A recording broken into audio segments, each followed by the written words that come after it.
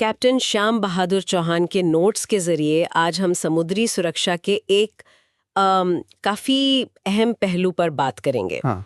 कॉलरेक्स का NX-2 ये खास तौर पर उन मछली पकड़ने वाले जहाज़ों के संकेतों से जुड़ा है जो काफी पास पास काम करते हैं। बिल्कुल।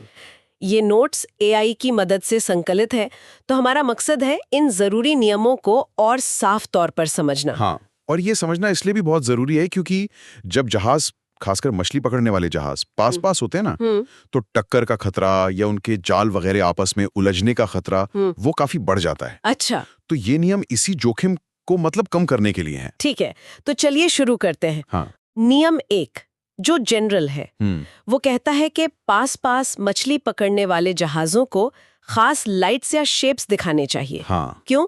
सोचिए जैसे बंगाल की खाड़ी है, वहां 3 ट्रॉलर पास चल रहे हैं। अगर एक अचानक बिना सिग्नल दिए मुड़ जाए तो गड़बड़ हो सकती है। हाँ, हो सकता है वो दूसरे के जाल में उलझ जाए। नतीजा टक्कर, नुकसान। बिल्कुल। और दिलचस्प बात यह है कि ये सिर्फ नियम नहीं है, देखा जाए तो ये समुद्र में साफ बातचीत का एक तरीका है, कम्युनिकेशन का तरीका। हाँ, ये सिग्नल्स दूसरों को बताते हैं कि भाई जाल कहाँ तक फैला है, लाइनें किधर हैं, ताकि वो खतरनाक स्थितियों से बच सकें। अच्छा, इसी से जुड़ा है नियम 2, खासकर ट्रॉलर्स के लिए। हाँ, ट्रॉलर्स मतलब वो जो समुद्र तल पर जाल खींचते हैं। उनके लिए क्या नियम है? उनके लिए है ऊपर एक लाल और ठीक नीचे एक सफेद लाइट, और ये चारों ओर दिखने वाली होनी चाहिए, मतलब all round light. 360 degree visible. Exactly. ये दिखाता है कि जहाज ट्रॉलिंग कर रहा है, मतलब जाल खींच रहा है। और ये कितना जरूरी है, इसका कोई उदाहरण है? हाँ, एक काफी जाना माना केस है FV लिंडा डॉन बनाम FV एंडेवर का, 2012 में नॉर्थ सी में हुआ था। अच्छा, क्या हुआ था उसमें? एंडेवर ने ट्रॉलिंग शुरू तो कर दी, पर सिग्नल नहीं दिखाया, ना लाइट ना दिन वाला शेप। ओह। तो लिंडा डॉन ने उसे बस एक सामान्य जहाज समझा और अपना जाल डालने के लिए उसके काफी पास आ गया। और फिर अंदाजा लगा सकती हूँ। हाँ, नतीजा दोनों के ट्रॉलिंग नेट आपस में बुरी तरह उलझ गए। अरे बाप रे। एक जहाज का तो इंजन ही फेल हो गया और दूसरे को अपना गियर डैमेज होने की वजह से 3 दिन काम बंद रखना पड़ा। सिर्फ एक सिग्नल न दिखाने की वजह से? बिल्कुल। MAIB यानी मरीन एक्सीडेंट इन्वेस्टिगेशन ब्रांच की रिपोर्ट में साफ लिखा था कि अगर सही ट्रॉलिंग लाइट्स दिखाई होती तो ये घटना टाली जा सकती थी। ये है नेविगेशनल मिसकम्युनिकेशन का एक सटीक उदाहरण। बाप रे, मतलब एक छोटी सी चूक और इतना बड़ा नुकसान। अच्छा, ये तो हुई ट्रॉलर्स की बात। पर्स सीनर्स के लिए भी अलग नियम है ना? हाँ बिल्कुल, नियम 3 पर्स सीनर्स के लिए है। ये वो जहाज होते हैं जो मछलियों के झुंड को चारों ओर से एक बड़े जाल से घेरते हैं, पर्स सीन कहते हैं उसे। अच्छा, वो जो गोल जाल होता है। वही। तो जब वो अपना जाल फैला रहे होते हैं या मान लीजिए उनके जाल में कोई रुकावट आ गई है, फंस गया है कहीं, तब उन्हें एक पीली चमकती हुई लाइट दिखानी होती है, येलो फ्लैशिंग लाइट। पीली चमकती हुई, ओके। ये दूसरे जहाजों के लिए सीधी चेतावनी है कि भाई हम नेट ऑपरेशन कर रहे हैं, हमसे दूरी बनाए रखें। और अगर कोई इसे नजरअंदाज कर दे, जैसे शायद उस जापानीज केस में हुआ था, FV होशिन मारू वाला। हाँ बिल्कुल वही, FV होशिन मारू बनाम MV ब्लूबर्ड, जापान कोस्ट पर 2019 का मामला। क्या हुआ था उसमें? ब्लूबर्ड जो एक मर्चेंट वेसल था, वो तट के पास से गुजर रहा था। होशिन मारू वहां पर्स सीनिंग कर रहा था और उसकी पीली लाइट जल रही थी। लेकिन ब्लूबर्ड के ब्रिज पर जो ऑफिसर थे, उन्होंने उस लाइट पर ध्यान नहीं दिया या उसे समझा नहीं। और नतीजा ये हुआ कि ब्लूबर्ड का प्रोपेलर सीधा होशिन मारू के फैले हुए जाल में फंस गया। ओहो, ये तो बड़ी गड़बड़ हो गई। हाँ बहुत। IMO यानी इंटरनेशनल मैरिटाइम ऑर्गेनाइजेशन ने भी इसे पर्स सीनिंग सिग्नल को पहचानने में विफलता का एक गंभीर उदाहरण माना। ये दिखाता है कि सिग्नल देना जितना जरूरी है, उतना ही उसे पहचानना और समझना भी जरूरी है। सही बात है। तो कुल मिलाकर अगर ये NX-2 के नियम फॉलो न किए जाएं, तो क्या-क्या हो सकता है? टक्कर तो है ही। टक्कर है, कीमती गियर और नेट का नुकसान है, सबसे बड़ी बात जान का जोखिम है। और हाँ, ये IMO 16 जैसे अंतर्राष्ट्रीय नियमों का उल्लंघन भी है, जिससे इंश्योरेंस क्लेम वगैरह में भी भारी दिक्कत आ सकती है। मतलब हर लिहाज से नुकसान ही नुकसान है। बिल्कुल।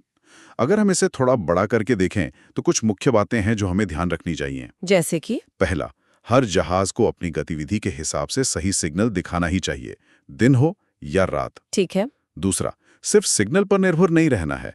AIS, VHF रेडियो और सबसे जरूरी एक अच्छी विजुअल निगरानी मतलब लुकआउट बनाए रखना बहुत जरूरी है। आंखें खुली रखनी है। एग्जैक्टली। खासकर जब नेट ऑपरेशन चल रहा हो तब तो और भी ज्यादा अलर्ट रहना पड़ता है। और ट्रेनिंग आपने पहले भी जिक्र किया था, वो हाँ। बहुत अहम है। जूनियर ऑफिसर्स की ट्रेनिंग में एनेक्स 2 के प्रैक्टिकल पहलुओं को शामिल करना चाहिए। ये सिर्फ किताब के नियम नहीं है, ये ऑपरेशनल सेफ्टी का हिस्सा है।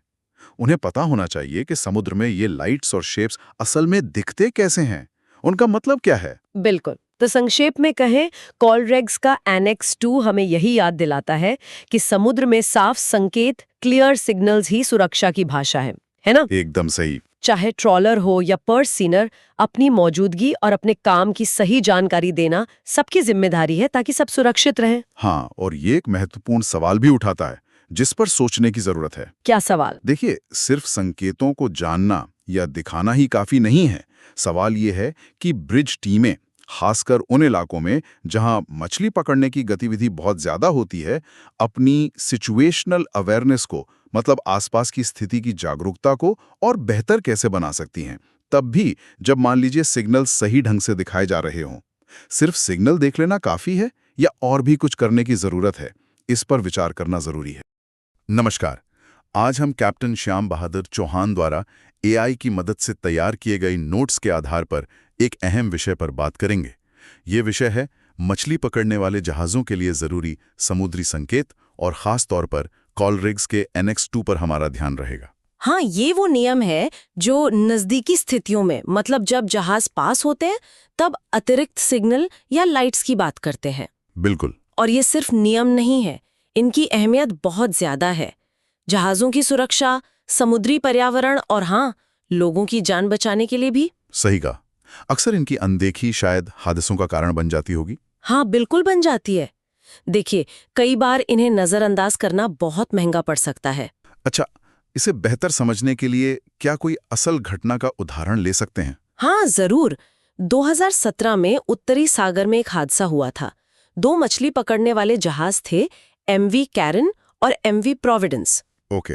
मौसम खराब था, घना कोहरा और विजिबिलिटी, मतलब दृश्यता, सिर्फ 500 मीटर के आसपास थी। 500 मीटर, ये तो बहुत कम है। बहुत कम। और दिक्कत ये थी कि एक जहाज अपना नेट खींच रहा था, जिसे हम हॉलिंग कहते हैं, और दूसरा पानी में डाल रहा था, यानी शूटिंग कर रहा था। ये तो काफी नजदीकी और कह सकते हैं जटिल ऑपरेशन है। तो उन्होंने जरूरी सिग्नल दिए थे इसके लिए? नहीं, यहीं पर सबसे बड़ी चूक हुई। वो दोनों जहाज 1 नॉटिकल मील से भी कम दूरी पर थे। 1 मील से भी कम, और सिग्नल नहीं। हाँ, एनेक्स 2 कहता है कि ऐसी स्थिति में खास सफेद बत्तियां जलानी होती हैं। हॉलिंग के लिए 2 ऊपर नीचे और शूटिंग के लिए 1, पर दोनों ने ही ये नहीं किया था। तो फिर नतीजा क्या हुआ? अंदाजा लगाना मुश्किल नहीं है शायद। नतीजा? टक्कर हो गई। 3 लोग घायल हुए, समुद्र में डीजल भी फैला और दोनों जहाजों को काफी नुकसान पहुंचा। ओह। बाद में यूके की जो समुद्री दुर्घटना जांच शाखा है, MAIB, उसकी रिपोर्ट आई और उसमें साफ लिखा था कि सिग्नल ना दिखाना ही टक्कर की मुख्य वजह थी। तो ये एनेक्स 2 के नियम असल में क्या कहते हैं? ये सफेद बत्तियां कब और कैसे दिखानी होती हैं? थोड़ा विस्तार से बताएंगे। हाँ, देखिए, मुख्य बात यह है कि जब मछली पकड़ने वाले जहाज, खासकर ट्रॉलर, एक दूसरे के 1 नॉटिकल मील या उससे कम दायरे में आ जाए, तो उन्हें अपनी गतिविधि बताने के लिए ये अतिरिक्त सफेद बत्तियां जलानी होती हैं। ठीक है। ये बत्तियां चारों तरफ से दिखनी चाहिए। तो अगर आप नेट डाल रहे हैं, मतलब शूटिंग कर रहे हैं, तो 1 सफेद बत्ती। 1 बत्ती। हाँ, और अगर आप नेट खींच रहे हैं, हॉलिंग कर रहे हैं, तो 2 सफेद बत्तियां, 1 के ऊपर 1। 2 बत्तियां ऊपर नीचे। बिल्कुल। और एक और स्थिति है, अगर नेट कहीं फंस जाए, मतलब फाउल हो जाए, तब 3 सफेद बत्तियां दिखानी होती हैं, वो भी ऊपर नीचे। 3 बत्तियां। ये सिग्नल पास के जहाजों को समझने में मदद करते हैं कि आप क्या कर रहे हैं, आपके इरादे क्या हैं, ताकि वो आपसे सुरक्षित दूरी बनाए रख सकें। और ये सिर्फ ट्रॉलर के लिए नहीं, पर्स सीनर जैसे दूसरे मछली पकड़ने वाले जहाजों के लिए भी इसी तरह के नियम हैं। ये तो बिल्कुल स्पष्ट है, पर सवाल ये उठता है कि अगर ये इतने जरूरी हैं और कानूनी तौर पर बाध्य भी हैं शायद। हाँ, ये कानूनी बाध्यताएं वैकल्पिक नहीं है। तो फिर इन्हें नजरअंदाज क्यों किया जाता है? क्या ये सिर्फ लापरवाही है या कोई और वजह है? देखिए, वजह कई हो सकती हैं। कभी-कभी काम का दबाव, व्यस्तता होती है। कभी शायद ये सोच कि चलो रडार तो है ही, वो देख लेगा। तकनीक पर ज्यादा भरोसा कर लेना शायद। हाँ, या फिर शायद इन नियमों की जो गंभीरता है उसका पूरी तरह से एहसास न होना। लेकिन आंकड़े चौंकाने वाले हैं। आईएमओ के डेटा को देखें तो 2015 से 2023 के बीच मछली पकड़ने वाले जहाज़ों की जो टक्करें हुईं, उनमें से लगभग 68% में एनेक्स 2 नियमों की अनदेखी एक कारण थी। 68%। ये तो बहुत बड़ा आंकड़ा है। ये दिखाता है कि ये समस्या कितनी आम है। हाँ, बहुत आम है। तो फिर जिम्मेदारी किसकी बनती है ये सुनिश्चित करने की कि इन नियमों का पालन हो? जाहिर है कप्तान की तो होगी ही, पर और कौन? ये एक तरह से साझा जिम्मेदारी है। जूनियर अधिकारियों का काम है कि वो नियमित रूप से चेक करें कि बत्तियां सही काम कर रही है या नहीं। सही। और जो सीनियर अधिकारी हैं, कप्तान हैं, उनकी जिम्मेदारी है कि वो ये सुनिश्चित करें कि पूरे क्रू को इन नियमों की अच्छी ट्रेनिंग मिली हो, उन्हें इनकी समझ हो। ये जहाज के सेफ्टी कल्चर मतलब सुरक्षा संस्कृति का हिस्सा होना चाहिए। बिल्कुल। तो ये साफ है कि NX2 के इन संकेतों को समझना और इनका सही इस्तेमाल करना समुद्री सुरक्षा के लिए कितना अहम है। ये कोई छोटी मोटी बात नहीं है। निश्चित रूप से। और यहाँ एक बात और जोड़ना चाहूंगी, ये जो हम चर्चा कर रहे हैं, ये जानकारी और शैक्षणिक उद्देश्य के लिए है। हाँ, ये जरूरी है। समुद्र में जब भी आप जहाज चला रहे हों, तो हमेशा आईएमओ के जो आधिकारिक COLRGS दस्तावेज हैं, आपकी कंपनी के जो दिशा निर्देश है और जहाज पर जो नेविगेशन मैनुअल है, उसी का पालन करें। सही कहा।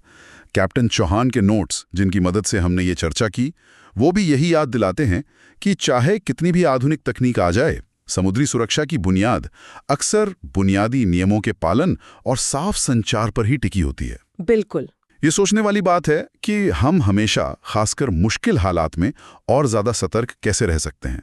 खैर, अगली बार हम जहाज़ों की क्रॉसिंग स्थितियों पर बात करेंगे। तब तक के लिए सुरक्षित रहें।